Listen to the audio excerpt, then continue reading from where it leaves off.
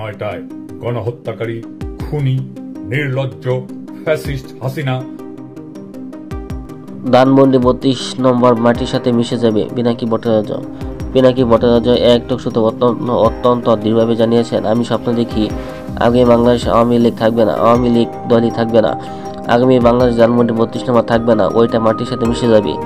এই বক্তব্যের মাধ্যমে তিনি তার রাজনৈতিক দর্শন এবং ভবিষ্যৎ বাংলাদেশে নিয়ে তার আশা আকাঙ্ক্ষা প্রকাশ করেছেন। পিনাকি ভট্টাচার্য তার স্বপ্নের বাংলাদেশ এমন একটি সমাজ দেখতে চান যেখানে দলীয় রাজনীতি এবং রাজনৈতিক প্রতীকগুলো কোনো গুরুত্ব বহন করবে না, বরং একটি নতুন ধরনের সমাজ ব্যবস্থা প্রতিষ্ঠিত হবে।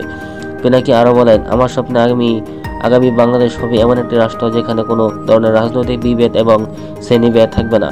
তার মতে বর্তমান রাজনৈতিক চিন্তাধারা এবং সাংস্কৃতিক চিহ্নগুলো যেমন ধানমন্ডি ৩২ নম্বর যা ইতিহাসের অংশ হয়ে উঠেছে তা আগামী দিনে হারিয়ে যাবে। পিনাকি বিশ্বাস করেন আগামী বাংলাদেশ রাজনৈতিক প্রতীকগুলোর স্থান মুছে যাবে এবং যেখানে প্রতিষ্ঠিত হবে এক নতুন সমাজ ব্যবস্থা যেখানে সকল মানুষের জন্য সমতা এবং ইনসাফ থাকবে।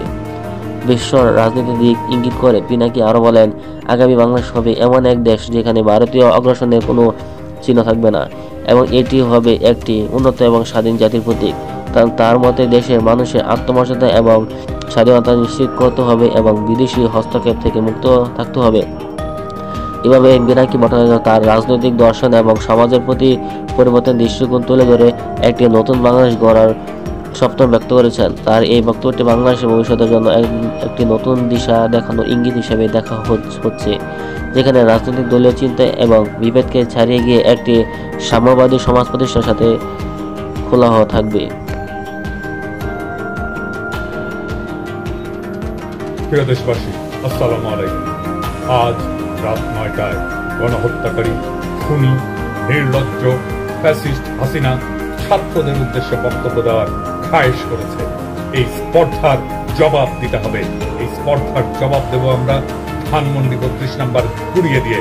যেই মুহূর্তে সে বক্তব্য দেওয়া শুরু করবে সেই মুহূর্তে আপনারা দলে দলে আসবেন, ধানমন্ডি ৩২ নাম্বারে বুলডোজার নিয়ে আসবেন। বুলডোজার না পাওয়া গেলে হাতুড়ি শাবল গাইতে নিয়ে আসবেন। ধানমন্ডি ৩২ নাম্বার আজ থেকে আর থাকবে না, ইতিহাসের দায় মোচন করবেন। ফ্যাসিবাদের আতুর ঘর নিশ্চিহ্ন করতে আসবেন, গান গাইতে গাইতে আসবেন, স্লোগান দিতে দিতে আসবেন, সন্তানের হাত ধরে আসবেন, মুখে হাসি আর বুকে প্রতিরোধের আগুন নিয়ে আসবেন। ফ্যাসিবাদের ধ্বংসস্তূপের উপরে ছাত্র জনতার বিজয় নিশান উড়াতে আসবেন। আজ রাত 9টায় সেই ইতিহাস রচিত হোক। আবু সাইদ মুগ্ধরাও আসবে আপনাদের দেখানো পথে। আসেন, অসমাপ্ত কাজ আজ আমরা সম্পাদন করি, ইতিহাসের দায় মোচন করি। ধানমন্ডি ৩২ নাম্বার থাকবে না। ছাত্র জনতা ঐক্য